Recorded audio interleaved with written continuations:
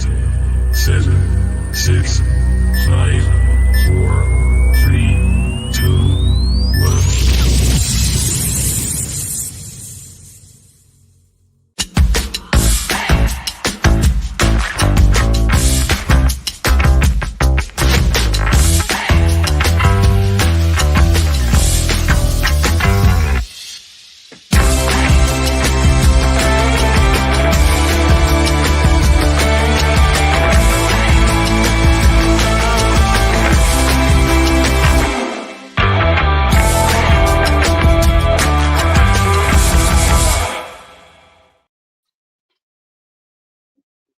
Hello everyone, welcome back to Through Black and White Eyes. It's been a week.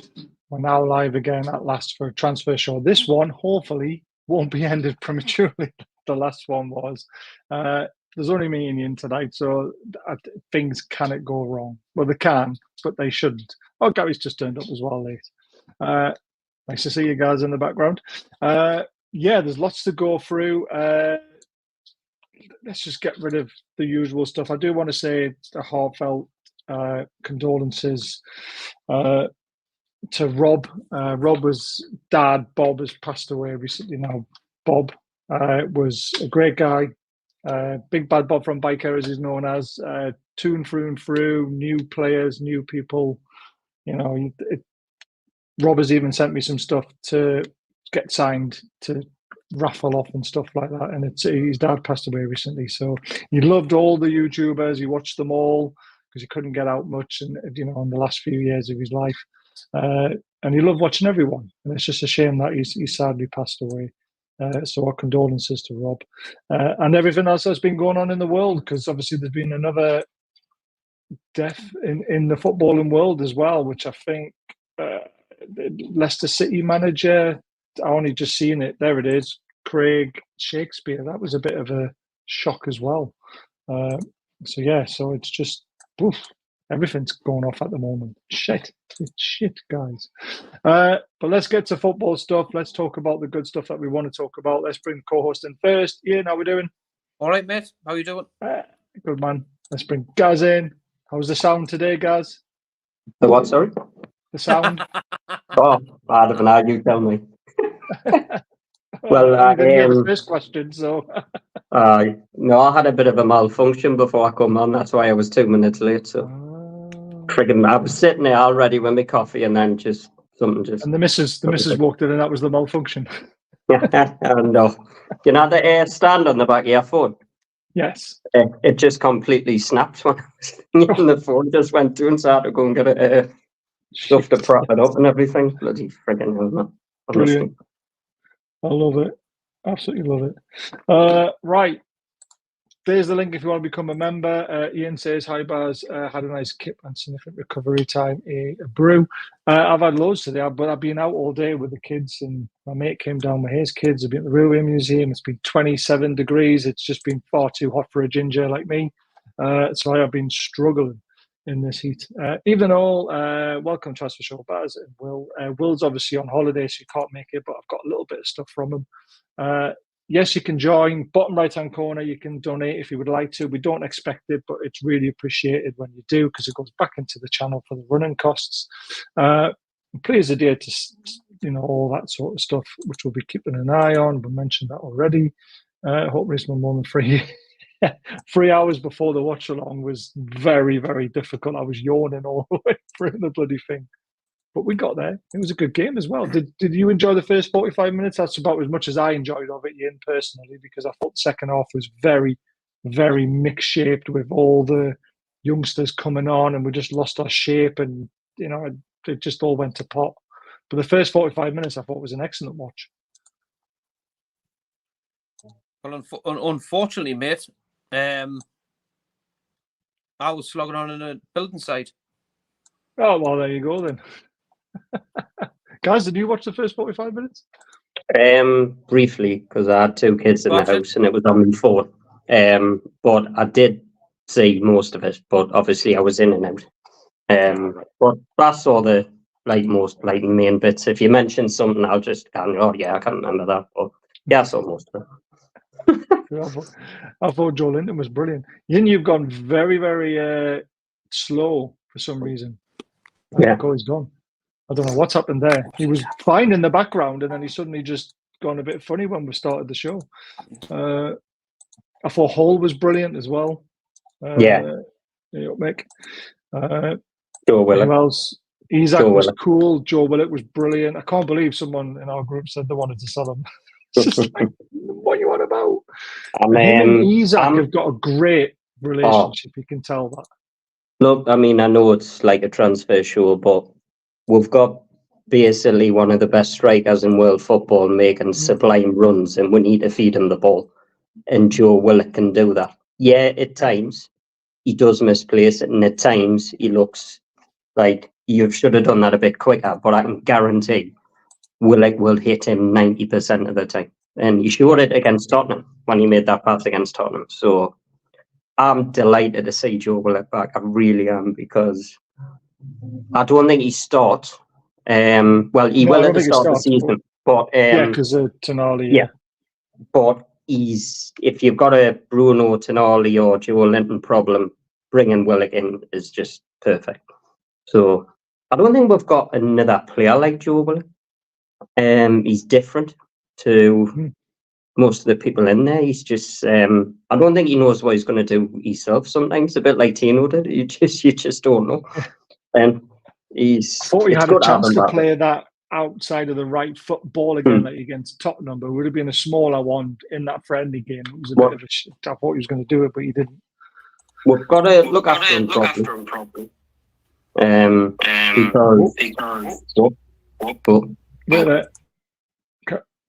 right, we've got to look after him properly because I don't know. Ian, go into your settings and go to lads, there's a massive lag. Right. No, I need to mute you, mate, because I can hear myself talking. It's your sound. Your sound is terrible. Try logging out and going into the settings, into the sound, and click. Oh, he's gone. I need somehow to do it. You need to go into your settings and go into audio, and then reduce my background noise. You need to tick that, and then that would stop that from happening. It's a pain in the backside. Preseason is ticking along nicely. He's out looking good and busy. And by the way, how good was Jacob Murphy? Yeah. I thought the first 20 minutes he was a bit quietish, but I'm a big Jacob Murphy fan. I have been for a while, and I think he's very underrated as a footballer. And I have no problem whatsoever if we go out and buy a star winger that Jacob Murphy's the one who comes in and does a job for him for a game or two. Because Murphy will not let us down. That's for certain. He's 1-3 for me, though, 1-4 when he turns up. But he turns up like he did last night. He looks brilliant. He looked cool and calm, but I've never seen him look that cool and calm in a Premier League game when he's taking his chances. Because he's missed some terrible ones. Yeah, he misses terrible ones, but I think he's more of a threat for me than Miggy. I just think he offers more goals-wise, assists-wise. I don't know. And do you know what it is? I'm a big fan of the old-fashioned winger. Me, a right footer on the right, and my main memories are Keith Gillespie popping balls in from the right and stuff like that. Ginola on the left, and I think, you know what it is? Maybe Murphy could be a bit of an asset this season because other teams are used to the inverted winger these days, so maybe he's a bit different. Because most teams play inverted now, so it's. I think he's obviously he's not the starter, he's not the main winger, but he's definitely somebody to people bring in. Oh, without a doubt, I'd have no problem bringing Murphy in. I don't care who it is, whether it's Man City at home or whoever. I would have no issue bringing him in, none whatsoever. And two lovely first finish and even better second finish. Both feet as well, so kind of complain with that. And Willock had a massive input in the first goal. Joe Linton had a massive input in the second of Murphy's goal when he started it in our own box. Cool as calm under pressure. It was brilliant. Yeah. Laurent Bear, we need someone who can score pal drivers from 80 yards. We've got one. Lewis Hall. I'm telling you, that guy's got a hit on him when he wants to. I've always liked Murphy. Versatile, does a job for the team and scores important goals. I just don't think he's the answer as our starting right winger for every game. You know, we want someone like a Bowen. I know I mentioned his name a lot, but that's the kind of standard we need. We need someone, a Gordon, on the right-hand side. You know, coming up with 20 plus goals and assists in a season. That's what you need. And Murphy doesn't give you that, but he gives you enough backup, I think, is the best way to describe it. He's a player that can come in and do a job for you. Some players who come in just can't do a job for you, but he can. And he's definitely starting first game of the season. That I have no doubt. So I thought this was brilliant as well. Oh, no. Absolutely brilliant. The Japanese have got a good sense of humour.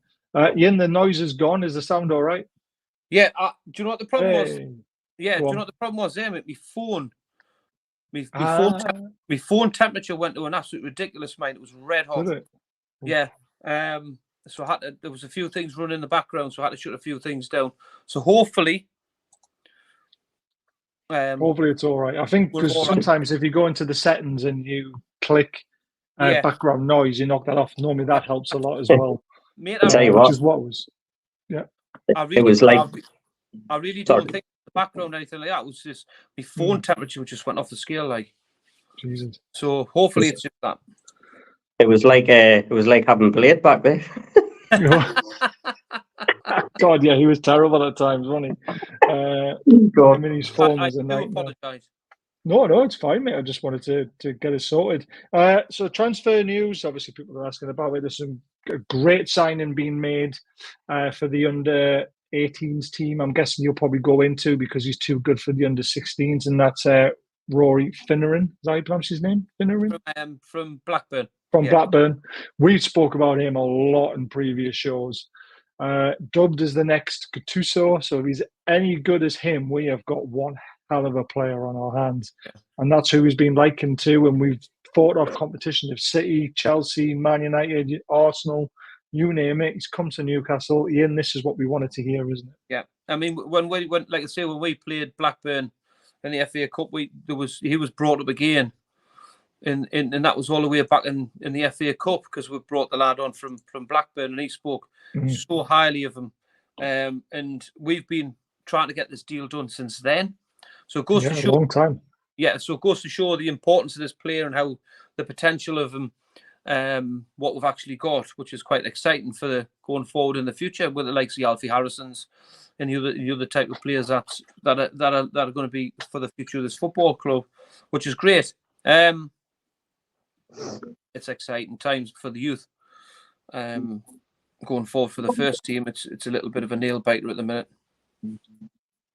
Yeah, right, we're going to come to that a little bit later on, but let's get to some of the new sort of things. Anthony Gordon's going nowhere, but Liverpool fans seem to think, or they can't read, all the information that's come out about this, what with Joe Gomez and Gordon going one way and him coming the other way, was all before we sorted our PSR. But it's been leaked that deal was trying to be done at the time, and now Liverpool fans think the deal's back on and they think it's going to happen, Gary. It's just stupid. Do you know what it is? I'm not going to lie, Anthony Gordon's name is doing my head in a minute, and it's not because anything to do with Anthony Gordon. It's the way they are going on at the minute. He wants to come. But why hasn't he put a transfer request in? Exactly. Why is he? I mean, do you honestly think? And they had the money, then why hasn't he put a transfer request in?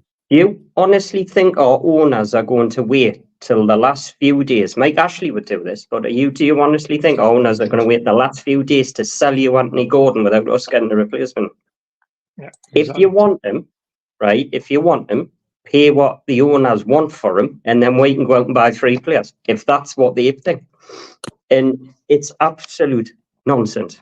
And the sooner Anthony Gordon signs a contract, the better. Because if rumours are true that he's been offered one, then the sooner that's done, the better. But yeah, I've heard he's you can tell he might want to go because he's not back yet. Yeah, but no England players back. Cole Palmer's sitting on a boat right now in the middle of the sea with his girlfriend. Kieran Trippier's in Saudi Arabia. None of the England players are back. So, but it's honestly, it's just doing me head. Yeah. Like, I see Stephen's back. Yeah, man. Stephen, I'm gonna answer you that question there, because for me that's a little bit nonsense what you've just said there. Shaw has been absolutely fantastic for this football club.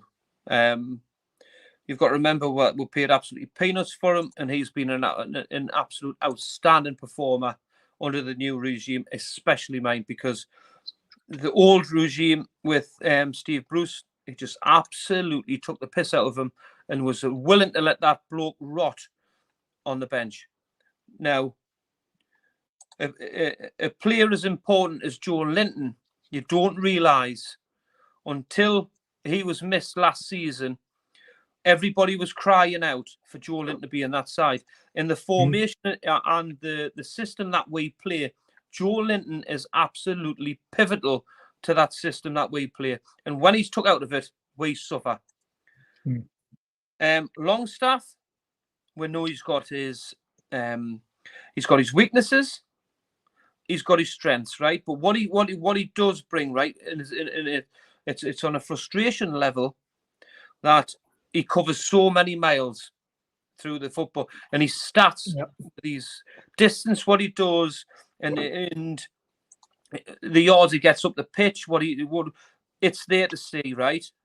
I agree. Going forward, we need better than Sean Longstaff. We all know that. Yeah, we do all know that. Yeah.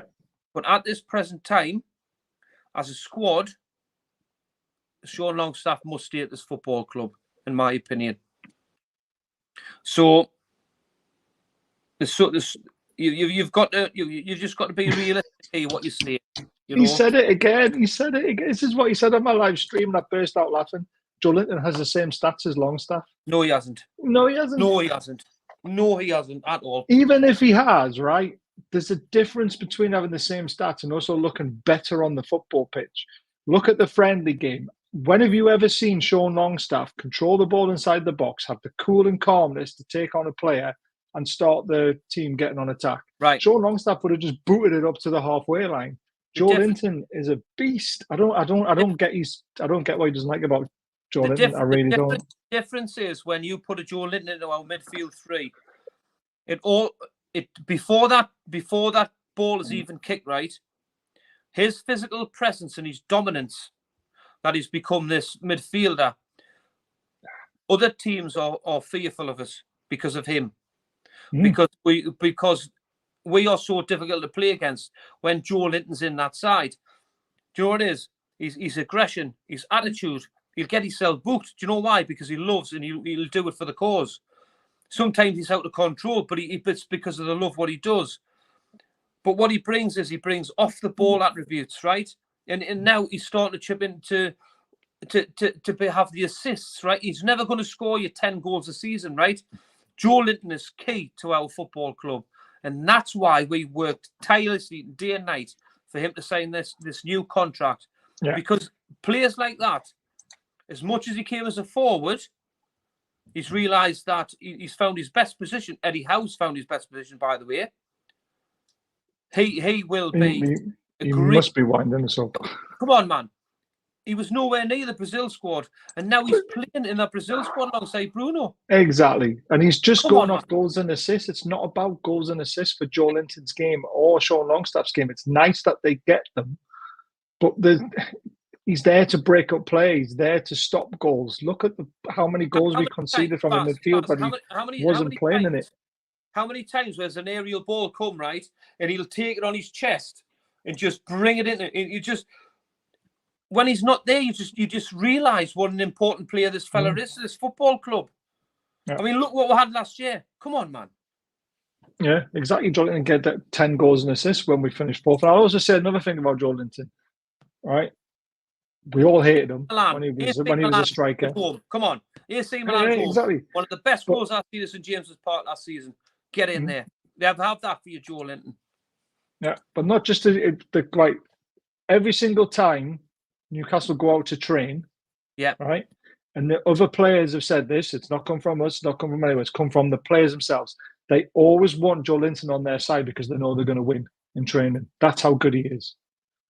If they see that Joe Linton's on the other side, they're like, shit, Right. we've got to play against Joe Linton. Put yourself in Newcastle United shoes. If you're going out for the thingy and you're going in for a bit of rough and tumble or get together, right? Right. Who's going to pick you? Either Miggy or Joe Linton's the last one to pick. Who would you pick? Say that again. So if you're going into train, Yeah. right, and it's all hustle and bustle, and you're going to have it all, who are you going to pick? Yeah. You're going to pick Joe Linton. You're going to pick Joe Linton. But the thing is, if they all lined up against the wall and there was two captains, who were your first three picks? Joe Linton. And 3 picks. What, 3 Who picks? are the 3 players that you would pick out of the whole squad to start the 11 without a shadow of a doubt? Doesn't matter who it's against. Yeah. Who are you picking? Are your 3 most quality, unique players? Yeah. Fab Shaw. Ooh. Joe Linton. Yeah. Isak. Yeah. Oh, wow. What about yours, Gary? Isak, Gordon, Bruno. Ooh, not J7. No, but you beat me 4th. You can't have 4. I love it. I love it. It's just, look, it's purely, I base mine purely on the fact that they're the 3, like, golden boys, you know what I mean, though?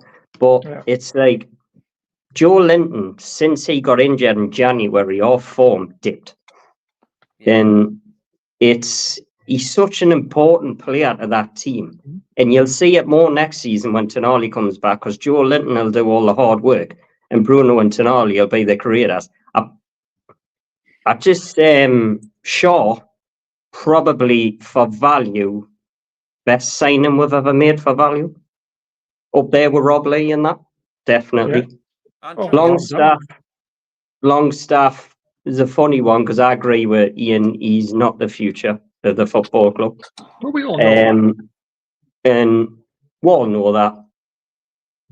If Lewis Miley had been fit, would it be different regarding Longstaff? Now I don't know. I'm not sure. Eddie clearly likes him, but Shaw and Joe Linton are in a different conversation with me to Longstaff because them two are just legends of this football club, basically. And Shaw, look, Shaw's not the future of this football club. He's not. He's 33 now. We're going to have to look for his replacement. But next season, he's going to be a first-team regular whenever he's fit.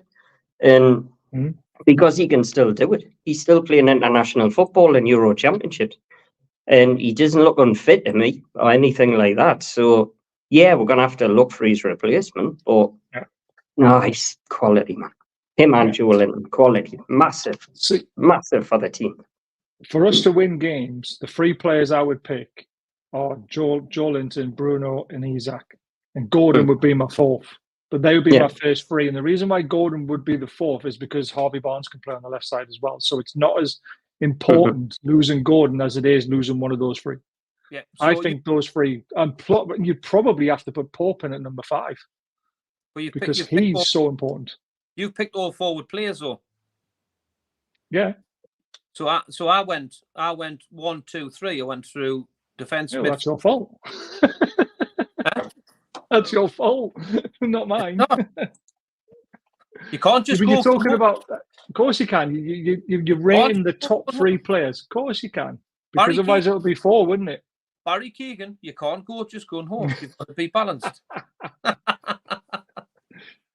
Joe Linton doesn't go gung ho though. Dummett Richie, there's always one. Ginola for 1.5 million was about. It was, but that was back in the day, wasn't it? It was, It wasn't Fab Shaw. Ian. Was he 3 million? 2.5, wasn't he? 2.5 or 3 million. 2.5, 3 million. Yeah. Wow. Exactly. I'd still, you know what's the most hilarious thing about Fabian Shaw? Steve Bruce thought he was shit. Yeah, exactly. This is what I said. I goes, like, I didn't want to use his name because I can't stand it. Like I said, I stopped putting cabbage on my dinner Sunday day. I love cabbage as well. I stopped putting cabbage on my Sunday dinner because of that pillock. But he actually tried to play him in a holding midfielder role. He just hung the bloke out. Yeah, he did. Yeah, that was a wrong idea. But again, Eddie Howe's also tried that as well when we knew how bad he was. But we all said under Eddie Howe, you'd probably be better doing it. And now he wasn't. Goals and assists, win games, not work rate. Bollocks. Bollocks. You need to have the work rate to be able to get the goals and assists. Eddie Howe loves Sean Longstaff because the miles he covers. Yeah. To try and allow Bruno to get on the ball more, because that's the only look at. You've got a workhorse in Joe Linton. We've all got to admit Joe Linton's ability is not up there with the best in the world, but his work rate, his aggressiveness, everything else is.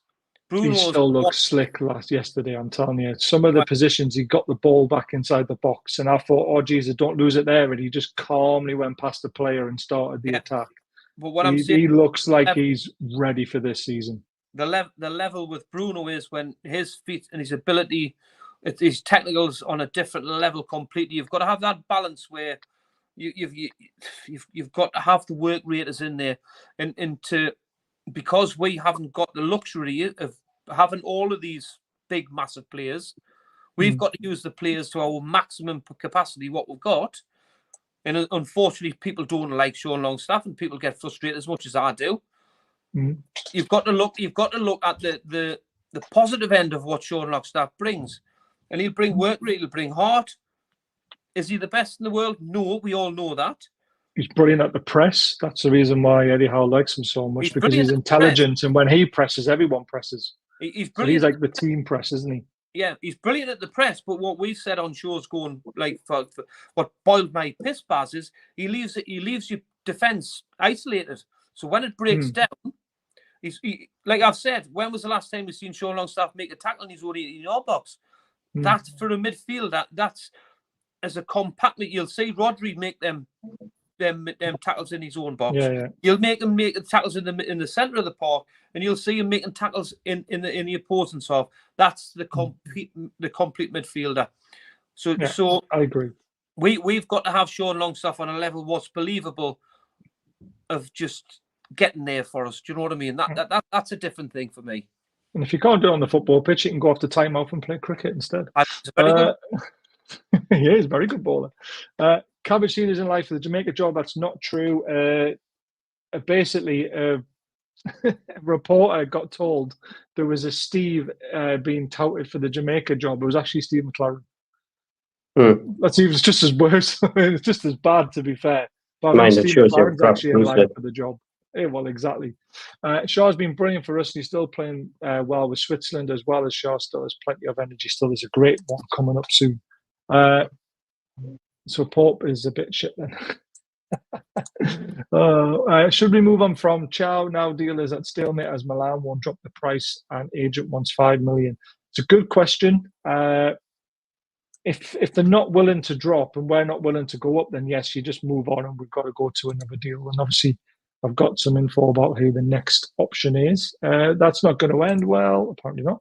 Shall we sign Shaw similar time as Sunderland signed Will Grigg and Shaw outscored him? That's fucking brilliant. Steve McLaren's got the job. As I was saying, Dom is going to the other Cabbage, I think. Yep. Imagine the size Cabbage he revealed consistently in his pod. Jesus Christ. Big bars in the panel. Hope your guys make top 4 with Villa. Thanks, Villa fan.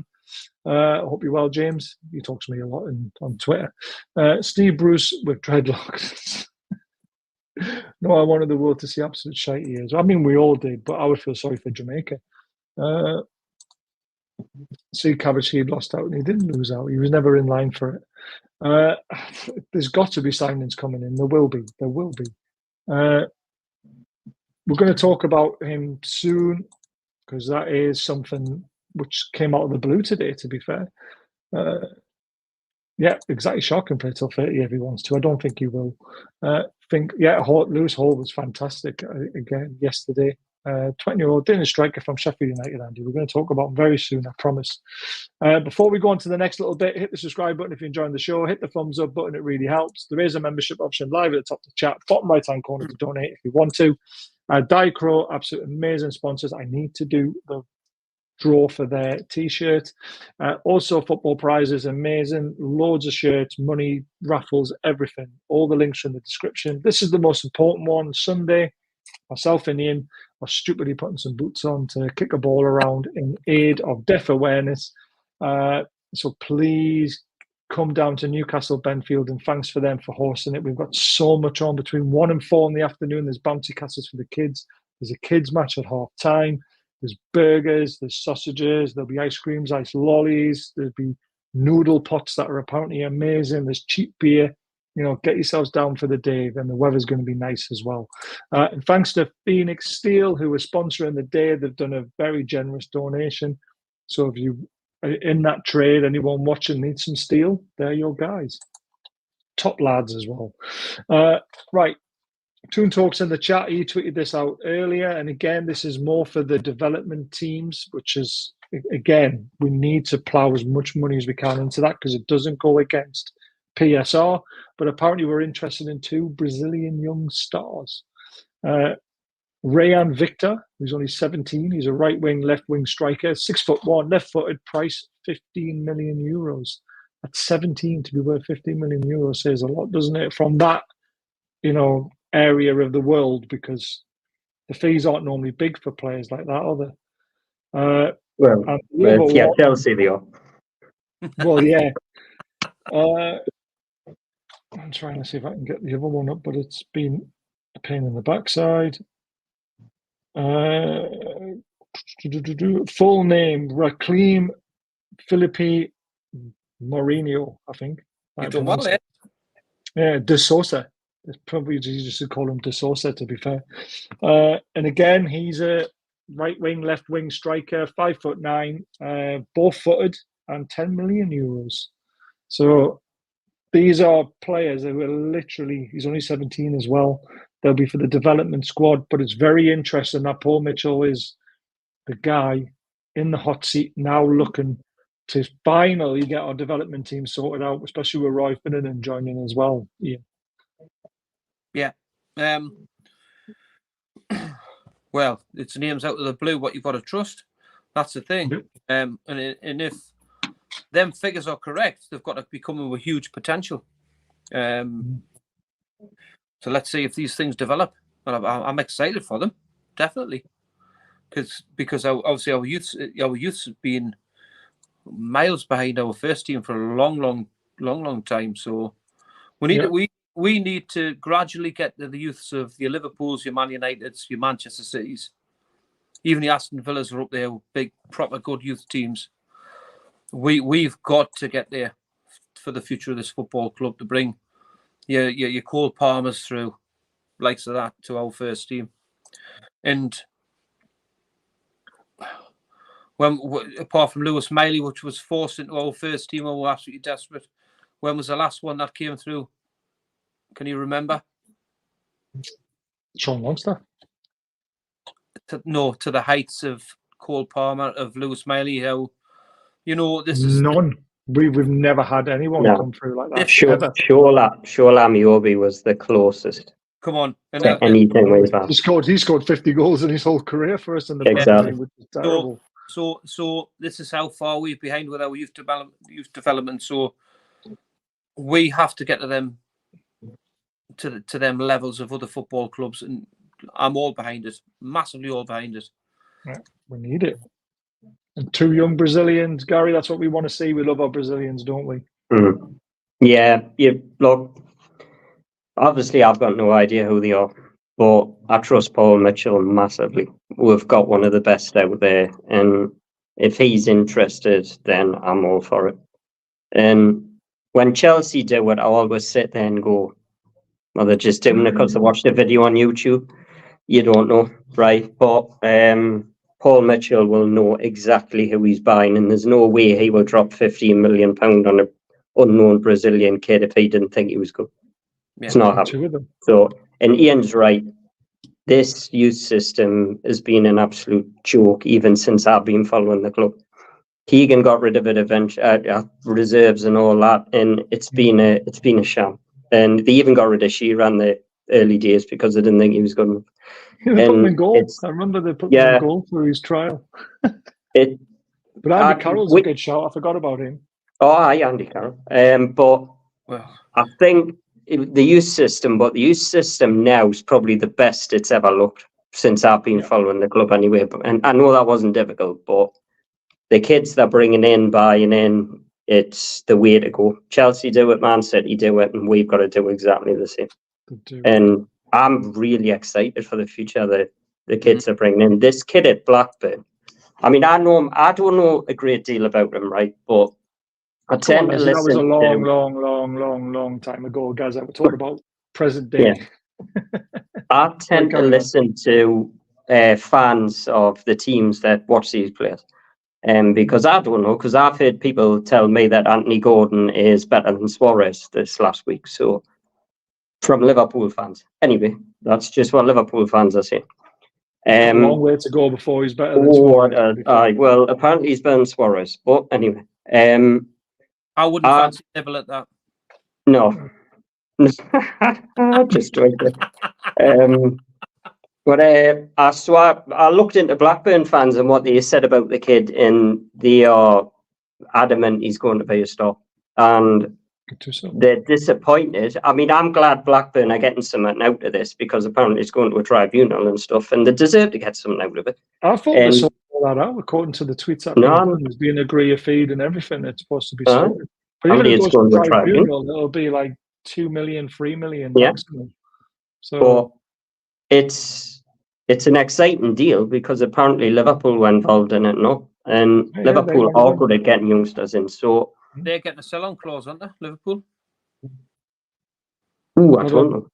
They don't have anything to do with Rory Finnernan, do they? Mm-hmm. Do they? Oh, I didn't know that. I don't think they have anything to do with them, but I don't know. Could be wrong. Suddenly, I'm even more excited if he's coming from the Liverpool side. No, because you can't deny their youth team. It's top quality, but I'm excited for the future of the youngsters, and it's about time. We just need to take a while to see the fruition of it. We're looking at 5 years down the line, but that's how we get round PSR. Because they don't quite make it in the Premier League, they're going to be sold for a decent amount of money to Championship teams. So not all of them are going to make it. Up all the way. Sven Botman. Yeah. Oh yeah, I've seen that. Yeah, he's back. Getting closer. I'll tell you what, mate. Nuts, but he's determined. Crucial to get back. I mean, what he's done in the last few weeks and what he's shown, he's got. I mean, I wouldn't push him right too quick, but I don't think he's like. I don't think it's like January time when they were trying to put him return and stuff. I think he's going to be cut on that. And he's well ahead of schedule. He's been running on grass already. He looks at me, stuff like that. He's going to be back sooner than everyone thinks, but we don't want to rush him back. No, we don't need to rush him. October. Yeah. October. Mm-hmm. I heard October, which is very, very early for the injury that he had. Mm-hmm. He was meant to be January. They said he'd be out for the year. Well, exactly. Do you know what it is though? If it's an ACL, normally they kind of play on with that, right? So it depends on the grade of the ACL, of the operation what he's had. Now, see, because when Tyrone Mings went down the first game of the season, yes, at our place, that was an ACL. It was horrible, right? It was awful, right? Now he was gone for the season. With Botman, he's actually had an ACL to a grade where we don't know because it was never publicised, was it? It was never publicised to the grade what it was. But the ACL, to me, it's an injury is so important as that he shouldn't have been allowed to play if it was going to cause any long-term damage. Now, for me, what I've looked into it in from the outside inside, there's been an operation put in place which he's got to have, right? So I don't think it's been the long-term as a full Tyrone Mings ACL injury where it'll have you out for a year or close to whatever it comes back. So this is why I think Sven Botman's ahead of schedule. I think he did have an operation, didn't he? Because he tried to put it off and tried to let it heal on its own. It didn't. He then went in for the operation, which he should have just went for the operation straight away. He would have been back sooner. I've done my medial ligament, right? When I was playing, couldn't play. I couldn't do anything. Yeah. And ACL's on a different level completely, where because it's on the other side of your knee, it's through the front, and you can't do anything. If he's been allowed to play with an ACL, I think it's been blown out of proportion of where it hasn't been a full ACL, like an injury. It's for me, it has been a worry about that.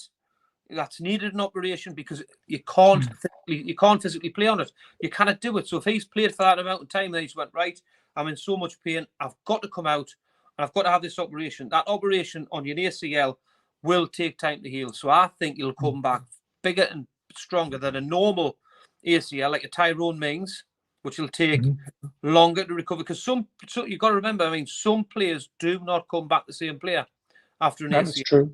Right? And as much as I'm going to say this, I mean, that horrible one over the road there, was it Duncan Watmore? Yes. Yeah, right. He was set well like his Sunderland mind, right? And he was so quick, very, very dangerous, right? And he done it, and he was out. And then he come back again, and he done it exactly the same. They've got a recurrence of these things where the ACLs will go again, and they don't come back the same player.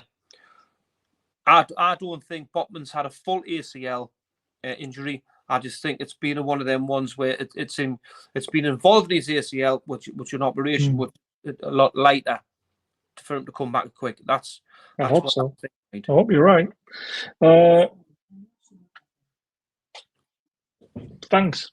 Alexa loves doing that to me. One more quick bit of news before we go on to the transfer of the Sheffield United striker and talk about him. PIF have held exploratory talks with 777 to discuss acquiring a club, and that's a club in France, we believe. 777 are obviously in a bit of trouble. Are we trying to save them from bankruptcy by buying most of or getting into partnership with them to get in these clubs to get this multi-platform club model that Man City have? I think it's very, very interesting that it's only talks. It's all that started, but we want something in place quickly, don't we? How clever we are. I think they're doing it. Because I think we're definitely going to do it. It's just when and how and who with. Well, I've got an inkling, right? Is after all of them potentially. Apparently Bordeaux, somebody will find something for Bordeaux, and Bordeaux will come back. Apparently, are we interested in Bordeaux? Maybe. I don't know. Maybe it's going to be a knockdown price, isn't it? Like massively knockdown price. What have been in Monaco? The tweet from the club, they've folded, so they would have to start in the lower leagues to make the way back up again. Yeah. It's perfect for PIF. PIF like it. This is what makes me laugh about Tottenham fans when being linked with Staveley is they reckon, Saudi money's come to Tottenham. No, Saudis don't do it. No. They do not pay £4 billion for a club. They like a project. They like to buy something for cheap and turn it into a £4 billion project. That's what our chairman said. And it's got PIF written all over it. And I know that they went Monaco. Maybe Monaco's, I don't know. But they're definitely looking into this. I think they'll buy a club in Brazil at some point as well. But Man City have got this, Chelsea have, all the big teams. Liverpool tried to do it with, obviously, Bordeaux. But it's something the big clubs do now. And that's what we're doing now. So look at City. City are doing it. People are whinging about it. There's nothing they can do about it. There's nothing wrong with it. But this whole, I don't like how the clubs can play in Europe alongside each other. I don't like how that's happened. It's that's nonsense. That was a rule put in place, and as soon as Man City then end up potentially breaking that rule, or Man United breaking the rule, they've just said, "Oh no, it's okay," and that really boils my face. Just until Mr. Ratcliffe got put in charge, Man United to play. I mean, I heard somebody say, well, if they buy some of their clubs, maybe Newcastle are not their first choice. No, Newcastle are first choice. Yeah. Newcastle are the Premier League club, right? That's what PIF bought first. If it was in Milan or something, they would have bought it into Milan first. That's the focus. That's who they want to send players to on loan, and that's who they want to bring players over, just like Man City do. The Premier League, where the money is, not France. Yeah, France have lost their money, man, now when Mbappe left that league. So it's look at the value, guys, of what Newcastle United were before we've been took over, and now look at you're on about Amanda Stavely going to Tottenham and bringing all over the Saudi money over to there. She's made what, £65 million. Yeah, she's a businesswoman, right? And you can't tell me that there was a module put in place. Right, they're not just going to go in and go, right, we're going to hire all that money on a table. We're going to buy a football club and just see how it goes. There was a module put in place, so there's different steps where she can gain as much money as possible before she needs to leave this football club, because financially she can't clout it no more. Yeah. But she's took her financial clout to the maximum capacity, and she's went, right, that's me done. You got to remember what you came in for, and she's walked away. I think she still wanted to be involved with the club, though, by the sound of the way that she's done her interviews and the way that she's said things. She's gutted not to be there on a day-to-day basis. It would have been nice if she could have sold it, and then, you know, she could have maybe had a role within the football club. That would have been nice for me to happen. £5 profit bar she made from I know, it's a hell of a lot of money, and it was gifted to her because she brokered the deal to get the deal done, and she deserves it. Let's face it, she deserves everything. As much as she's got £65 million, our global brand as a Newcastle United football club, from being sold at £300 million, has now went to £1 billion. Yeah, that's the difference. As much as they've been in charge of our football clubs for just under 3 years or 3 year plus, that's the gains we've went with the same core of players, bar another core of international players that's taken us forward. Now the next step is to get rid of the players that's took us to that value, to keep the core that's got us to that value, to move us to the next level, which we will then become into the Liverpool brackets, the Manchester City brackets, Tottenham Hotspur brackets, where you've got massive wages with massive football players. So we've got to do that. Yeah, look at that as well, though. Villa had to reduce the stake in Victoria when we played in the Conference League. Why can Man City and Man United not have to reduce their stake? It just reeks. It reeks of shite. It really does. It's shite, mate, towards the cartel, as they call it. And your Villa are starting to discover it now, i.e. the top seven on Sky. Last season. The top seven on Sky Sports. That's a complete piss take out Aston Villa. Yes. It really is. But we were getting it last season. You've got to remember, right? You've got to remember, we've had everything. Every little stride we've took forward, we've had to stop that and push us back. But we've gained every single season, and we're slowly, as much as everybody doesn't like it, we're slowly getting up to a level where we are a top international team. £1 billion now we are valued at. From a fat man that had his own sponsorship, that branded his own thing for free, and we were going into a market of begging for loan deals, right? The stadium was an absolute shithole. From now, all of a sudden, our club's worth £1 billion global branded profit. Now, come on, that's the state. That's how much we've came forward in that 3 year period. What we're going to be in the next 5 years? How many? We'll be up there to £3-4 billion potentially, quite easily. We'll be up there as one of the top teams. I mean, the obstacles that were put in place there now. There's other clubs working alongside us to get over them obstacles, to get us to that, because other clubs want to spend like what they want to do, and we will defeat the Premier League, guaranteed.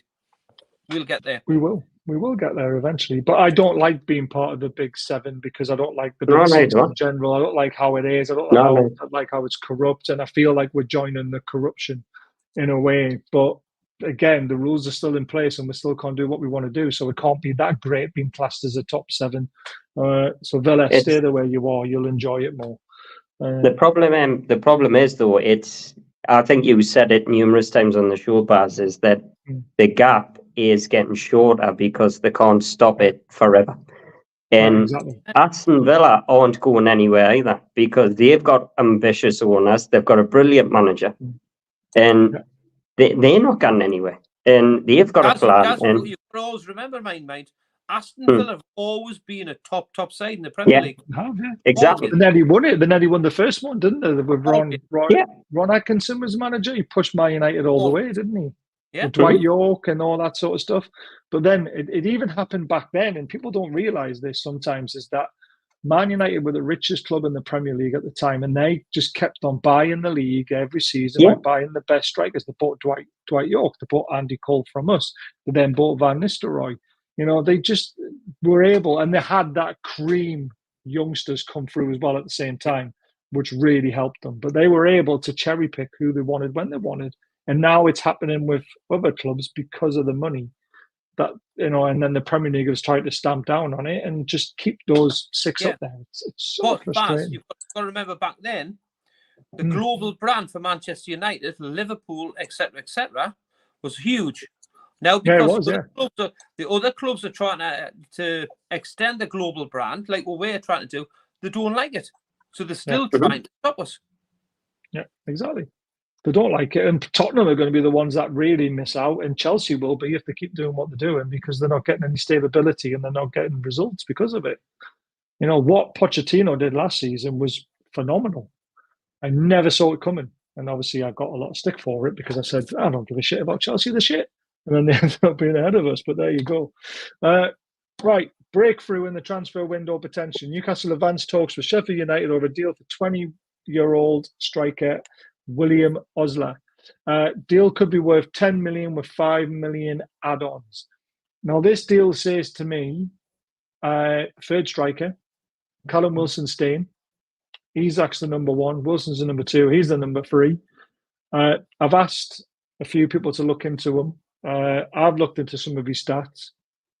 I wouldn't get carried away by them being as poor as they look because on average, he's only played 36 minutes over 28 games, I think it was, I said. So that means he's coming on, you know, potentially in the 70th minute and then having 20 minutes of a game. You know, he's not starting games. The only time he starts a game is in the FA Cup against lower league teams by the looks of things. So apparently he's got bags of potential, though. He's got very similar statistics as in his playing style and the output as Wilson. So they've obviously gone to that sort of bit of pace, plays on the shoulder of the last man, bit of a poacher. And again, this means we must be going big on a right wing again. I know we've got Murphy, and I know we've got Miggy, and we've talked about them, but we're still looking for that 20 plus goals and assists player on that side, which completes our team. So this signing makes complete sense because he could be, if he does all right, and then we go out and buy a better striker later on in a couple of years, this guy could end up making us a bit of money as well, potentially.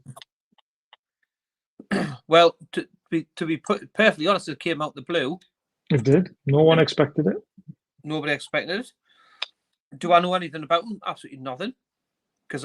Because if you remember in the show what I said, because I was looking, if Brozier was coming out on loan from Chelsea, I thought he was worth a punt, bringing us in as a third striker. Yeah. Not for the fee at all. It was just simply because of the financial position we're in. Yeah. Now, I've seen a few highlights of him, and he looks. Do you know what? He looks. At times, he looks quite Isak-y. The way he skips past a few players in the 18-yard box. He looks like he's got good feet. He's quite lean. He's quite quick. So,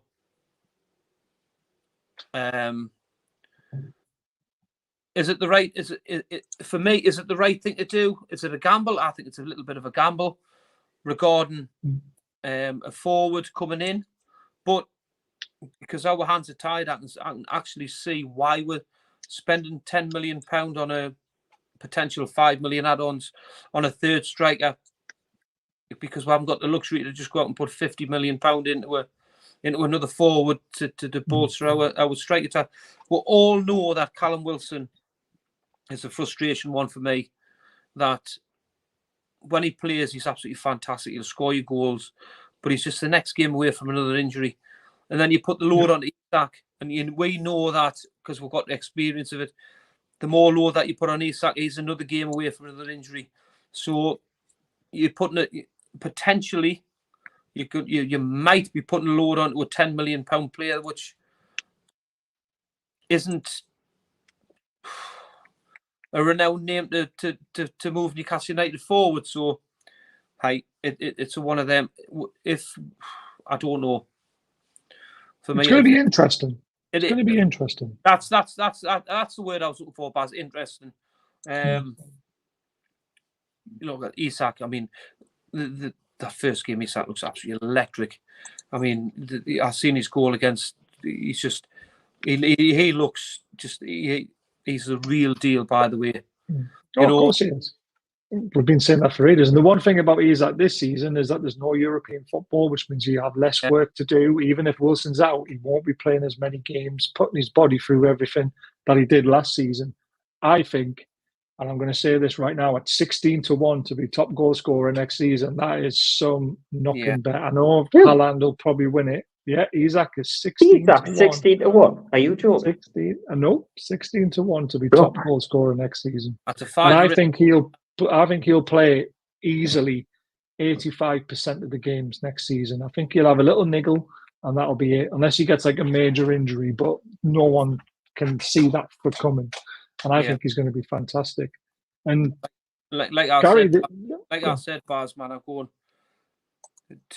with the three big names that were linked to be away from this football club. Isak, for me, it's if you lose him, you need to spend 200 million to replace that man.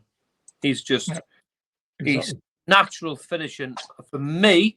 I mean, I've had arguments with Martin time and time again. I think he's better than Haaland. I really do. I do, yeah. You know, and it gets less chances and he puts them away. That's my argument with him. Where Haaland plays on the shoulder, he's very aggressive. He's great with his pace. Isak's got pace. Haaland has got feet like Isak, right? He can't shift it about. Isak can play on different positions. Haaland's just going to only play through the middle.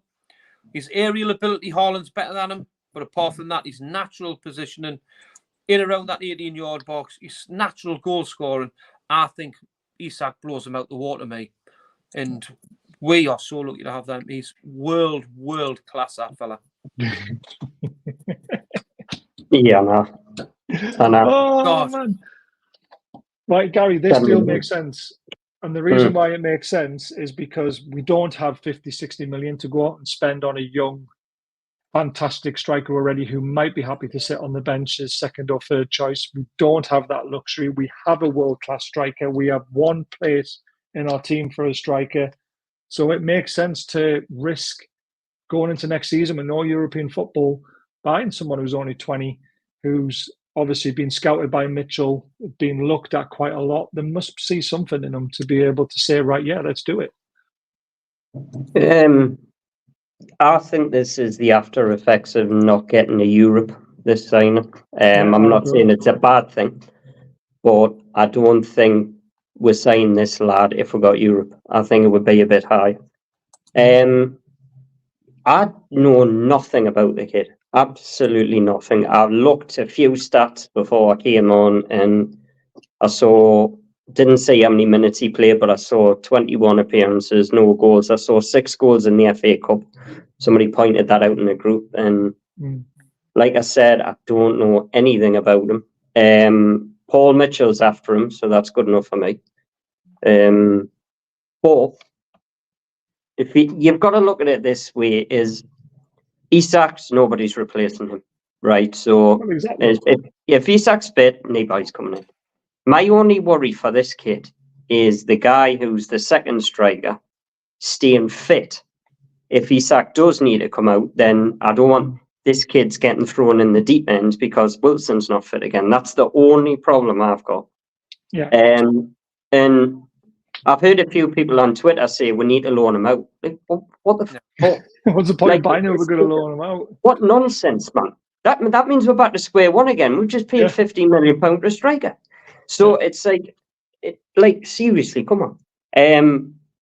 But I think we're going for the Cups this season. So is he going to play in the Cups? I think he will. You're playing the lower rounds. If we're playing against lower teams, potentially he's got his chance. But also Wilson's got his chance of playing those if he's fit, when he's fit. This doesn't scream of Eddie Howe to me, this signing. It does Paul Mitchell. Eddie Howe, like, is very, takes his time with players, Lewis Hall, etc.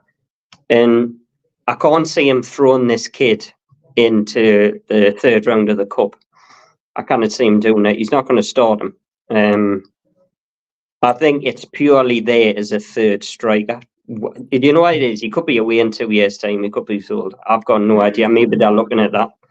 There, if you read that, he's a target man who can hold the ball and bring others into place. He will be an asset with 15, 20 minutes left on the ball. That screams Chris Wood. Yeah, well, look, I'm telling you now, I remember when I was young and stupid and we signed Craig Bellamy and I went, what was signing this Pillock for? And then 6 months later, Craig Bellamy was my favourite player in the team at the time and all that. And I thought, oh, yeah. But I'm not saying this kid's going to be a Craig Bellamy or out like that, but he could turn out to be an absolute steal. He could turn out to be a player that would sell same amount or 5 million profit in 2 years. I don't know. But I think it's a gamble, Ian. I think you're right. Yeah, I'm hoping that it's a Brighton philosophy where they'll bring a player in that you don't know anything about, that you don't watch week in, week out, but there's other people do that they've been employed to do, so they go out and scout these youngsters that will come in. And I'm hoping this kid's got massive potential that go, he's going to be the next big thing.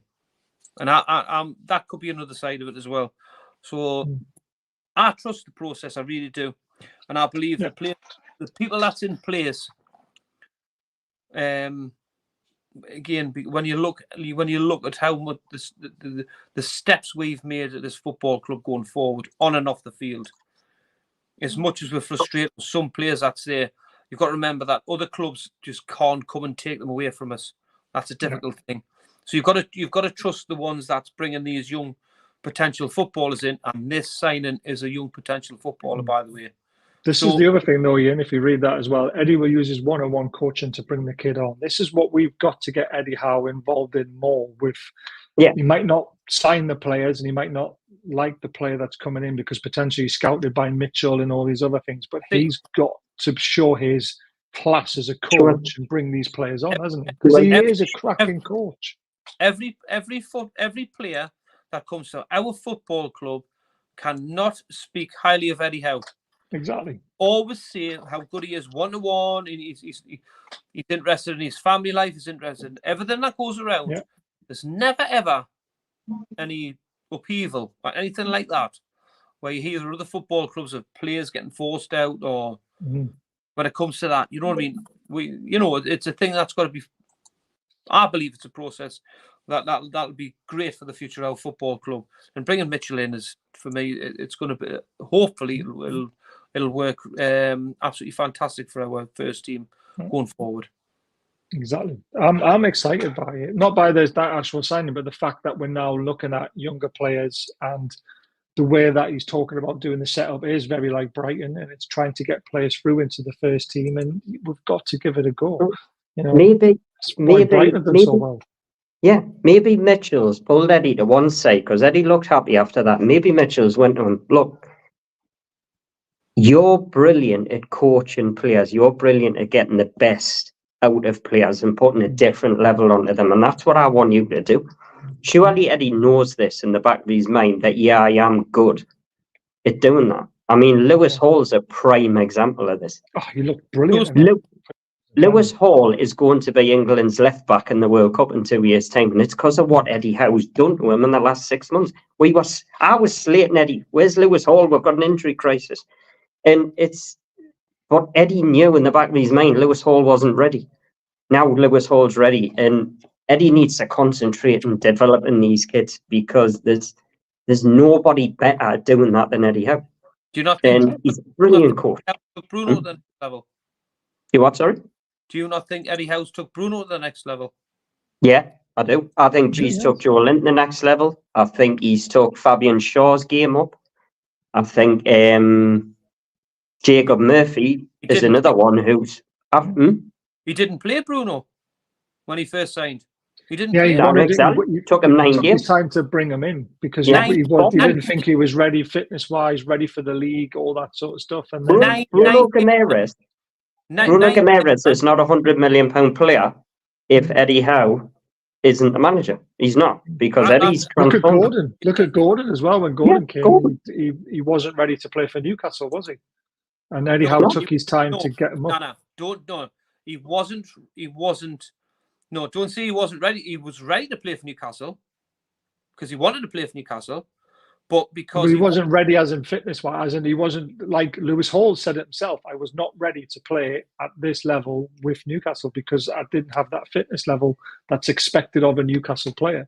That's right. That is what Eddie Howe brings. And this is what I think Mitchell's going to say to Eddie Howe. Look, we will find the players with potential and with the right attitude, because you have the right attitude, you are not going to turn into a Gordon, into a Lewis Hall. They have the attitude saying, I need to knuckle down. I need to listen. I need to do all this stuff. And that's the great thing about Eddie Howe, because when he sits down to play, he says, right, what do you want out of this game? You know, what's your future like? What do you see it as? And Gordon said, I want to be the best in my position. I want to play for England, all this sort of stuff. Right, this is how we're going to get you there. And he does that pathway for a player and gets into his head and learns exactly what makes him tick, and then he delivers it. But he's got to trust the people above him now to find those players and let him do the coaching. He can't do everything because we're seeing the stress that it puts onto him. And some of the players that we think we look at, we go, oh, God, no. You know, some of the Bournemouth players and things like that came out in the past. Everton striker rings the bell. You know, how many people of us have said, Jesus Christ, do not go anywhere near it. You know, he's got to trust the guys above to do the scouting right, to get the right players, to get the right attitude, as well as the potential. Because I'd rather have someone with a better attitude with slightly less potential for Eddie Howe to manage, because I think he'll then level them up, and a player with potential and less attitude could go either way with Eddie Howe, because he'll expect a lot from that player to push him. And if he's got the attitude where he says, I'm not listening to you, I'm not doing this, and I'm good enough already, he's going to go down. So, you know, we've got to find the right players that fit our coach. And that's Mitchell's job, and everyone else has done. Go on what you've just said there, I'm going to give you a name that fits that bill straight away. Jamal Lascelles, Eddie Howe's type of player. Yeah. And as much as we don't think his attributes are the best, he's an Eddie Howe type of player, by the way, because he'll give everything. His attitude is absolutely 110%. 110%. And that is an Eddie Howe type of player. Dan Burns the same. Not the great ability, not the best ability in the world, but an Eddie Howe type of player, because he'll give you everything and listen to what the manager wants to do out of him. And he gets them playing above their level. So their level could be like an 84 out of 100, but he'll push them into the 90s. Jacob Murphy. Yeah, Jacob Murphy, another one, of course. So Miggy, when he went through that purple patch, Jesus, do you know what I mean? But that's it, isn't it? Yeah, Mitchell will provide him with the right attitude and better ability of player. Let Eddie sort them out. Plain and simple. It's not a chopstick, it's a pencil. I love it. Plays a wizard part. I mean, Graham Potter did it for Brighton. He got players playing above their level because he's a good coach. And that's, like I say, he's just got to trust the people above him. He really does. And those players do not break down often. Howe would have loved James. Yeah, James Milner is a perfect example of an Eddie Howe player. Kraft, again, another player who was starting to excel. Then he had his knee injury, and even coming back from his knee injury, he still looks a decent player. I know he's not the greatest, but again, he 110%. A player that's left our football club, Elliot Anderson. Yeah, exactly. Yeah, I mean, a lot of people think his attitude isn't quite there, but I don't know. I don't know enough about What? Because he wants to take it. It drives me nuts. Because he wants to take a penalty. That's a sign of I'm not frightened to step up and take a penalty. That's just he looks like Gordon to me. He's got that Gordon type of attitude about him. And you know what is it? He's because he's fighting, like I said, fighting last season. I want to do this and all that. Yeah, maybe he's a bit young and he's a bit naive, but he's hungry. I mean, he's not backing away from taking much. And exactly. Honestly, that's what you need, man. You can't have it. Robson had them left, right, and centre. He had the guys he trusted, the Gary Speeds, the Rob Lees, you name it, Shearer. I trust them. And he had the Bellamy's who were off the scale. But you know what it is? You can't have 11 lovely goody two-shoes players. It's not going to happen. You can't ask that question. Eddie Howe. Nah, you can't ask that question. Right, Eddie Howe, simply because I think the modern day footballer at this present time will suit Eddie Howe because the game's changed. It has, but let's just say you had the managers in the prime who were in this era. Who would you want managing your team? I think Bobby Robson and Kevin Keegan will struggle with the modern day footballer. I don't think Bobby Robson would. I'd pick Bobby Robson personally. I'm the same, purely based on the fact that Bobby's the one who's won trophies. Yeah, that's purely based on that fact. As much as I love the other two, I would take Eddie Howe. Keegan for me couldn't defend. He couldn't. No. And now, right now, with the pace in our game, we would leak goals left, right, and centre under Kevin Keegan. And I'm not having to go with Keegan. We wouldn't be sitting here talking about this club right now if Keegan hadn't have started it in the first place. I'm not to, but it's Robson just edges it for me, and that but it's slim. Yeah, Robson goes down the same road as what Eddie Howe does, and getting to know the family, the players well. That's what. Do you know what I mean? And Bobby won things. So I think Eddie, if he stays at our football club and wins something or anything, I think he will then emulate all managers eventually, if he's given the time and he's able to do it.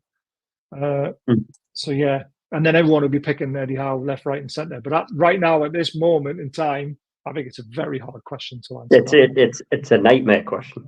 Yeah. I mean, it's that's like asking who do you prefer, Les Ferdinand or Andy Cole? You know what I mean? It's just like it's like bloody hell. Oh god! Everyone says if we kept Andy Cole, we would have won the league that season, and it's just like, oh god. Okay, yeah, Pavel, stay back. Bobby can't. Keegan wouldn't. In Eddie, we trust. Oh. Keegan could defend. We had 3 best defense. We did have the best defensive records, but we lost games when we shouldn't have, and I think that's what we're getting at. Of course, he remembers names. He just remembered them wrong. He used to call Shola Cole Court, didn't he? Yeah, I knew who he knew the players. I think he just didn't have the names. I knew exactly. He was great. Yeah. Right. Will messaged me because I obviously asked him, what's going on. He's on holiday. I hope he's enjoying himself. He thinks the right winger is between Gonzalez or Mbeumo. I think they're 2 very good choices. I think centre backs between Chow and Gear. I don't think it's either one of those at centre back, to be honest with you, because I think we'll start talking about centre back first. Chow looks like we're in a lockerheads with the fee. It's been rumbling on for quite a long time now. AC Milan, I think, have signed 2 new defenders since. And Chow played the other night against Real Madrid, had a 7.2 and they won 1-0 against Real Madrid. That means now. I know it means now, but it does mean a little bit because they're starting them and playing them, and rather than playing the new signings and all that sort of stuff. But you've got to realise, Baz, though, that puts his value up more, doesn't it?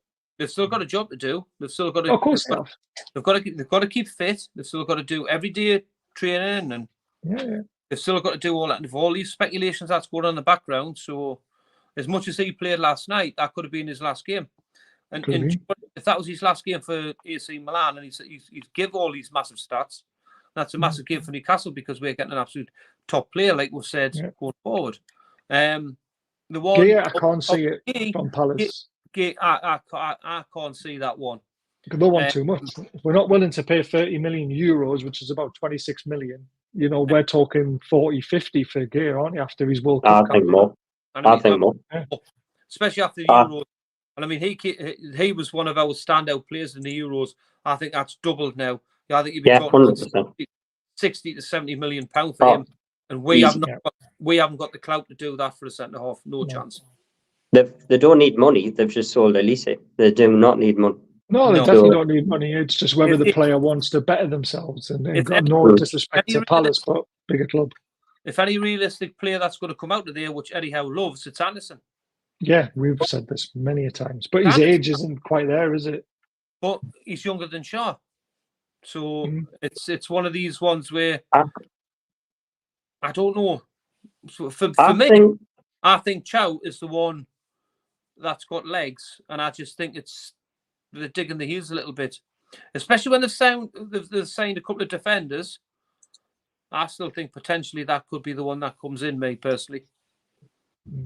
See, that's a valid point. If it was close, you wouldn't have played last night, though, in a friendly, because then you're risking an injury and then risking the transfer.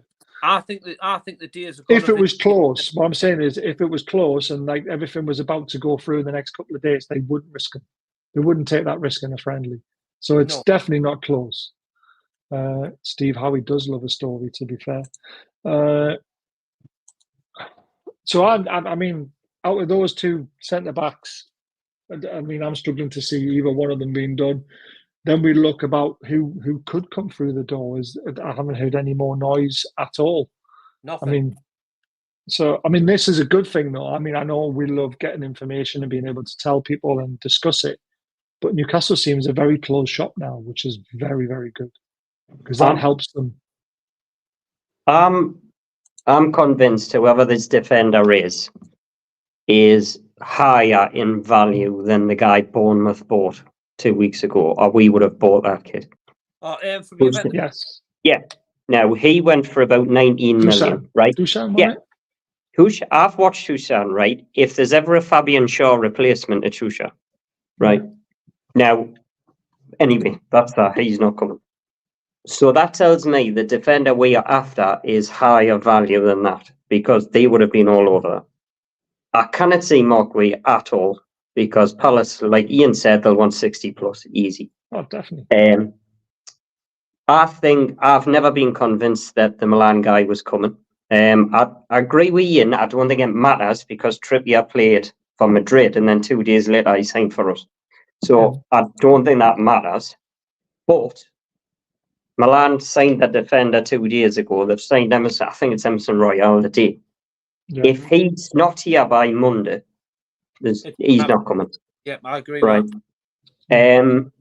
As for who Eddie Howe would want, I think it's different now, because Mitchell will want different to what Howe wants. If we had a bottomless pit of money right now, and Eddie Howe wanted a defender, and I think Premier League, who he likes, English centre back, young, he goes Braithwaite at Everton. That's just my personal opinion. That's who I think Eddie Howe. Yeah, 60 plus.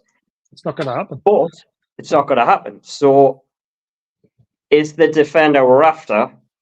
No, if it's not Malik Thiaw, is it somebody else abroad, or is it somebody else in this country? Eddie will want Premier League experience. He always does. Prefers it.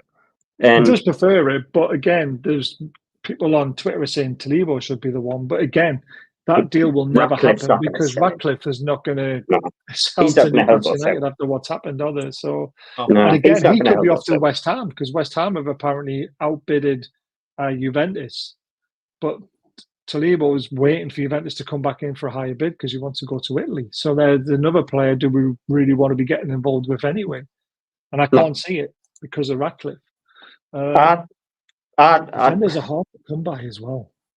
I mean, look, used to have heard it time and again that the bid went in for Thiaw. I think it was a few weeks ago, wasn't it? 3 weeks ago. Yeah. There hasn't, according to his agent, I mean, that could be bollocks, but according to his agent, there's been nothing recently, or nothing's close or anything like that. Eddie Howe did say he likes the player. which was unusual for Eddie. Yeah, Yeah, it was unusual. But is Eddie Howe trying to, just because he's in the paper, is he trying to put the scent off the guy he really wants? I don't know. It's one of these. But I'm telling you now, if Thiaw's not here by Monday, he's not coming. For me, in that press conference where we've been linked with players in the past, Eddie Howe just hasn't even spoke about them. No. Never named a player, never named nothing. Always said that we're not close to anything. You know more than me. But to name a player of his ability and how good he is, that's strange for me. So that tells me this has got legs. And I think AC Milan's trying to pull a little bit of a fast one where we are digging our heels, in my opinion, and going, "How come on?" Well, it's a bit like the Gordon deal, isn't it? We dug our heels in, we saw it in the Amazon Prime document, the way they dug their heels in on that and got them for the price they wanted them. I can see, for me personally, I can just see the huge potential of a Sven Botman partnership for a long time, where we've played together before. You know, and this is for me.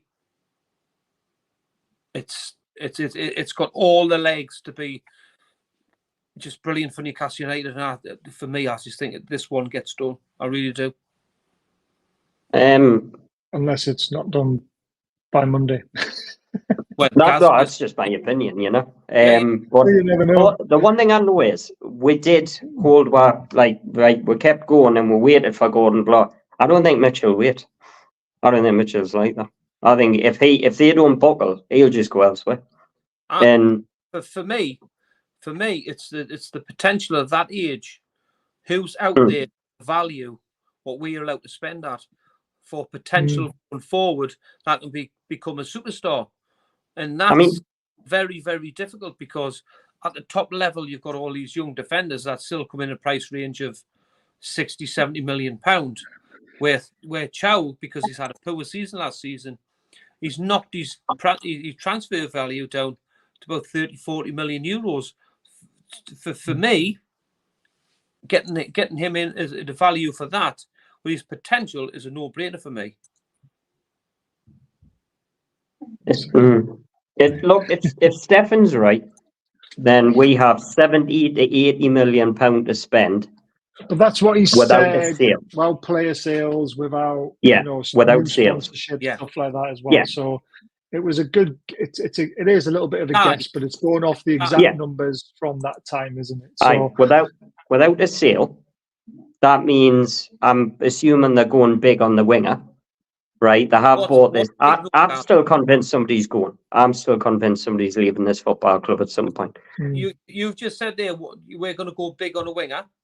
If we say potentially we've got £70 million before a deal, what's big on a winger to improve Newcastle United to take us to that next level? Well, if you go base, if we're lucky, 60 is probably, but then you've got no money for a defender, right? Yeah. So, but we could have another Gordon where we get a Gordon for 40 million, and then that's different. You've got 30 odd for a defender, which is not like Thiaw. But obviously, the striker coming in is taking it off the budget a bit, but I think we're going to sell somebody to pay for them. I think that whoever will sell will pay for him. And there could be a loan to buy. There could be staggered payments. We don't know how they're going to build the deal. They could say, right, we'll give you 70 million for him, and it all depends on the club accepting the offer. But say we could give you 30 this season, 30 next season, and then 10 or 20 in bonus the following season. So we are trying, even with Thiaw, we are trying deals that suit us more than it suits the selling club. That's the problem, and it's trying to get them to agree to it because we've got the PSR problems, and that's the way to get around it.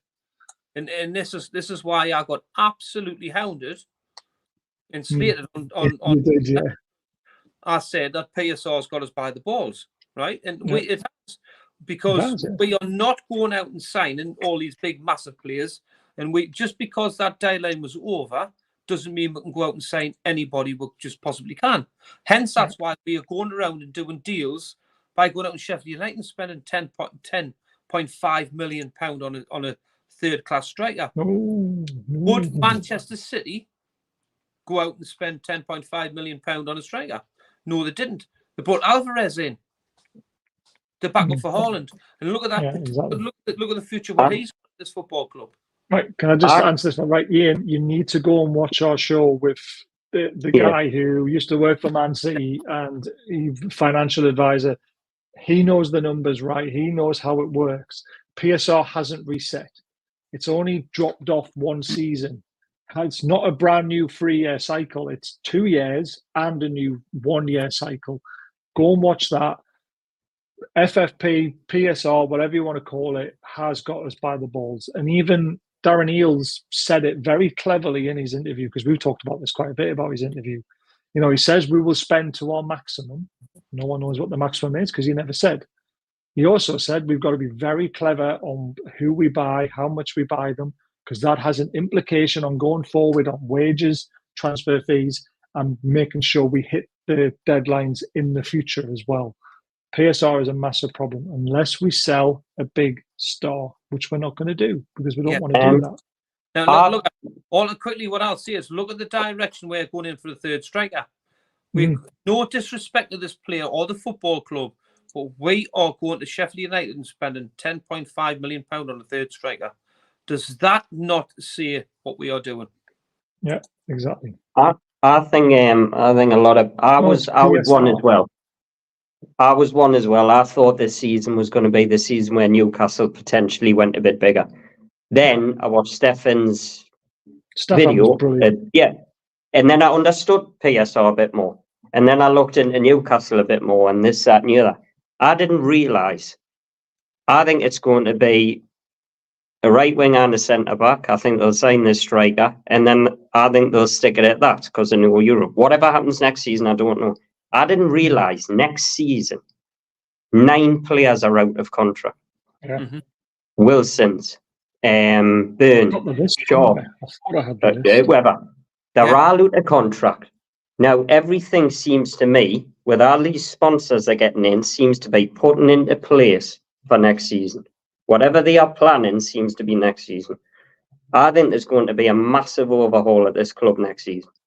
Because they're definitely not giving Wilson a new contract. They're definitely not giving certain players a new contract. But then so you've got Dubravka, Gillespie, Rudy, Byrne, Lewis, Shaw, Lascelles, Trippier, Kraft, Longstaff, White, Fraser, and Wilson all out of contract. Yeah. Now, in that list, there's 1, 2, 3, 4, 5, 6, 7. I would say 6 that you would potentially actually not even anymore. No, I would say Longstaff is probably the only one who's young enough to potentially get a new deal. Lewis is young enough, but we don't want him because he's not good enough. Lascelles won't get a new contract. Trippier might because they love him that much. But then you've got. So it's interesting because we're working with PSR, right? For value of potential sales, how many of them players you can get much value for and money back into the coffers, into the bank for the wages that they're on? What are you going to do with all them players? Yeah, there is that as well. You know what is, Ian? I genuinely believe, right? They wanted to get rid of them, right? I think Miggy, Wilson, I think they wanted them to go this summer. They're not. I've got a feeling they're going to run their contracts down, right? Get rid of them, get them off the books. I've got this feeling Newcastle think they might lose a big player next summer. They'll sell that player, then they'll go out and transform this club. That's what I think is going to happen next summer. That's just my opinion. My worry, we might still lose a big player in this window. I don't think we will. And I'm going to tell you. I don't think we will this one, but I think we will next summer. I don't think we will next summer either. I think with 9 or 10 players dropping off, you're only going to be maybe keeping 2 of them. You're making a massive saving in your wages. Yes, you might not be getting a fee for them, but your wages is a massive save. So then we'll be able to spend a little bit more and also offer better contracts potentially. Now, the reason why we will not lose a star this summer is because our starting 11 will play 75 to 80% of the games going forward this season because there's no European football. Now, our starting 11 for me, if we go with a new formation of 4-2-3-1, which I really liked, and even if we go 4-3-3, this is still the starting formation. You've got Pope, Botman, Shaw, Trips Otino, you've got Hall, then you've got J7, Tonali, Bruno, you've got Gordon, you've got Isak, and on the right wing, you've got Miggy, Murphy, or a new signing. So that is the reason why we will not lose a star this summer, because we really only need to upgrade one position in that starting 11. Yes, we want better cover at right centre-back, because if Shaw is injured, then we're a little bit screwed.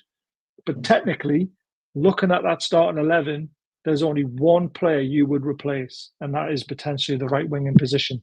And that's why we will take a risk this summer and not sell a star to buy more stars, because we don't need to. And even in that starting 11, you're still missing Willock, you're still missing Barnes, you're still missing Wilson, you're missing Tino, you're missing Longstaff. There's 5 players sitting on the bench to come on as well.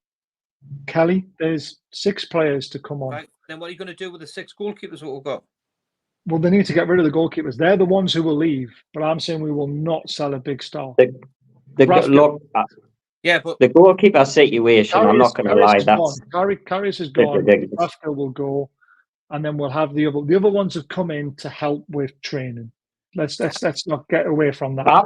The guy from Forest is our number 2. He is definitely our number 2. Who? Pope is the number 1. The guy from Forest that we bought. Right. He is definitely our number 2. Pope is definitely the number 1.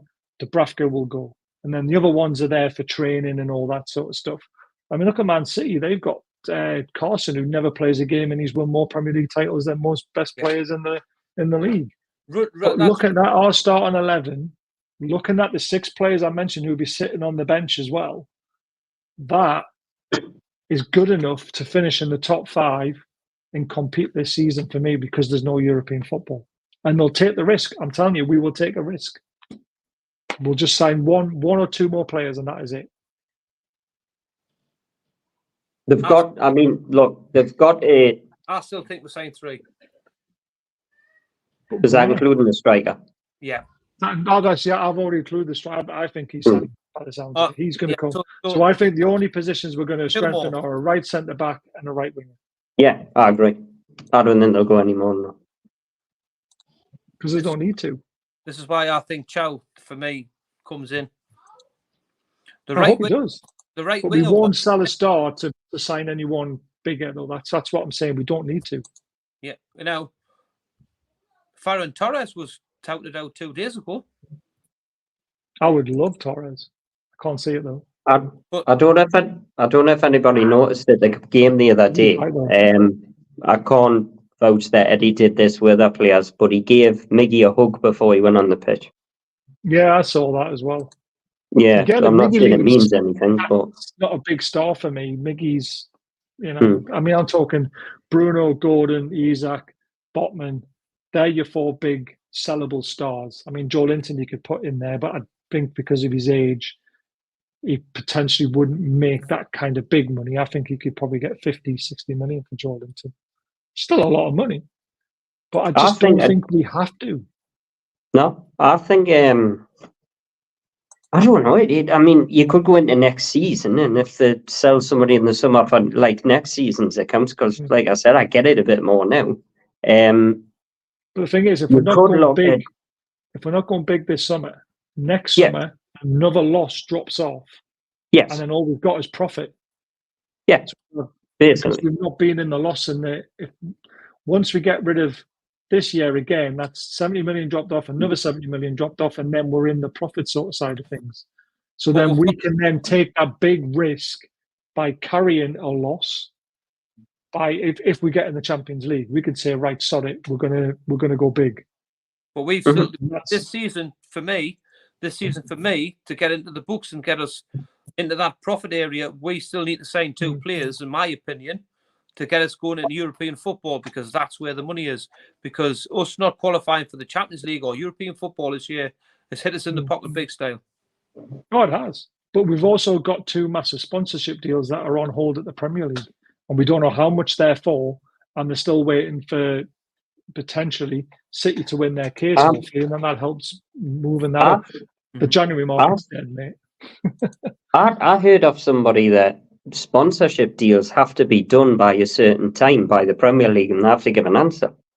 Right? So have they been rejected? I hope so. You would hope so, wouldn't you? That they've been rejected because they seem to have been with the Premier League for friggin' ages. Hmm. And Well, let's it's fit the Man City carry on. well, look. I mean, we're talking about PSR, but apparently on the change in some of the rules next season. Anyway, I mean, they were Potentially. read it. It was on Sky Sports about 2 months ago that they're changing the rules on the new not this season, next season. Hmm. I can't remember what they were, but And this it's is why we're holding out on the next sponsorship deals, because we Yeah, know probably. rules are changing in favour of bigger ones. Then we'll rather wait till that happens. Mhm. Amrico I think is the they've got big one that plans. they want in. I think they've got the plans already for the stadium. They just haven't announced that either. Whatever they're I do doing, building a believe new there is stadium, a I think it's already in place. Whatever they're doing. I think it'll happen. I know a lot of people don't like it, but I think it'll happen. No, it's a football. Look, I love St James's Park, and this is going to divide fans. It really is. And St James's Park is our home, but you might have to move if you want to be the best. You might have to move. One of my mates turned up and said, if they, because obviously you've seen the plans on the back of the strawberry, the fields behind St James's. He's turned around and goes, he says, I've had a season ticket in there for 30 years. If I have to give my seat up for 2 years to guarantee a seat in that brand new stadium, I'll do that for the future of my football club. You've got to move with the times. You have to. And Man United have realised this as well. You can't. You've got to do it. You've got to make that jump. Man United are actually thinking about just getting rid of Old Trafford, aren't they? And building a brand new As long stadium. as they keep, if they do build a ground, as long as they make that stadium as close to the pitch as possible, right? Yeah. So literally the crowd are right on the pitch like they are at St James's. Yeah. You can call it St James's again. You don't have to bloody. Yes, and James's It's Mark just II a or different something. stadium. And for the football club to grow and become worldwide, it's something you have to do. And look at Arsenal. Look at Arsenal. Look at that stadium. Madrid, look at Bayern Munich. God. Yeah. You know? The stadium's I enormous. tell you what, there was another thing that came out of that interview with Stefan, was the UEFA side of the UEFA punishment. I thought like Chelsea would get kicked out of the competition. Oh no, they'll just get a fine. Fine. A fine for breaking the rules. I couldn't believe it, because Real Madrid do it all the time, Barcelona do it, everyone, PSG, they're always breaking UEFA's PSR rules. And he said Inter Milan, Bas. He said Inter Milan were the worst case. They've done it for 3 years where they've had to pay a fine because they broke the rules. Yeah, and all they do is pay a fine and stay in the competition. It's ridiculous. They didn't care. They just want the money. They just want the money. And it's people just pay the fine. And it's something like, what did he say? It was nothing, wasn't it? 2 million, 3 million, something stupid like that. I was just, I couldn't believe it. That was another thing that came out of the interview I was shocked with, because I was positive Chelsea were going to get punished severely. Just like Man City were going to get punished severely, but they haven't. They just get a fine. That's it. He said the women's team wasn't going to be as massive as we thought it was going to be towards the club. I was talking about that as well. And he says, but there you go. It is what it is. It'd be interesting if we do move, if they actually keep St James's, if they actually keep it for the women or something. I don't know, they might. But I said that ages ago. I said, build a new stadium, keep St James's Park there, and use it for the women's and the reserve team to have them playing in a big stadium and know what it's like. And if women's get into the Champions League, they'll get big gates because they'll be playing the likes of Barcelona and Real Madrid and AC Milan and all that sort of stuff. So, yeah, there we go. Right, we've gone well over our schedule, but we've just been talking a lot of sense for a change. Everyone said it in the chat, not me. So if you have enjoyed the show, please hit the subscribe button. Please hit the thumbs up. Please consider becoming a member. The link's at the top of the chat, and you get put into a prize draw. We normally do it monthly. We've been off the ball a little bit, but I will get it done. Code BAZ20 for 20% off anything that Diacro offers. They're an amazing little company. Link is in the description. We've also got football prizes. Amazing company who do loads of signed shirts, not just Newcastle, other teams as well. So anyone watching that doesn't support Newcastle, there's lots of different offers. They also do cash ones, so consider doing that. But please try and come down on Sunday to Newcastle Benfield Football Club, as we are stupidly putting our boots on, running around a football field trying to earn as much money as we can in raffle tickets, tombolas, donations. to basically create deaf awareness and also to help Stanley Deaf Club and also Kieran's football team stay alive so they can buy the stuff they need and to basically keep up the rent and stuff like that. They don't get any funding whatsoever, which is why we're doing it and why we're proud to be part of it. And thanks to Phoenix Steel, if you need any steel, guys, this is the company for you. They've put a large donation in for the day, which is amazing, but we still need more.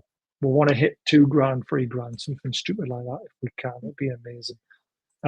Thanks to the panel as always. Sorry for keeping you on so long, but we've just, PSR and all that sort of stuff. As soon as you go down that rabbit hole, poof, we could have been here for hours, to be fair. Thanks for watching, everyone. Thanks to the mods for keeping up to date with all the chat and everything. And we're playing on Saturday, aren't we? Yes. Yeah. I don't know who, but what? Is it 2 o'clock? It's roughly in the afternoon. 1:30, I think. Brilliant. I'll try and do a live watch along for that again. So try and join me on Saturday for that. If not, I hope to see as many faces as possible on Sunday. Take care, everyone, and thanks for watching.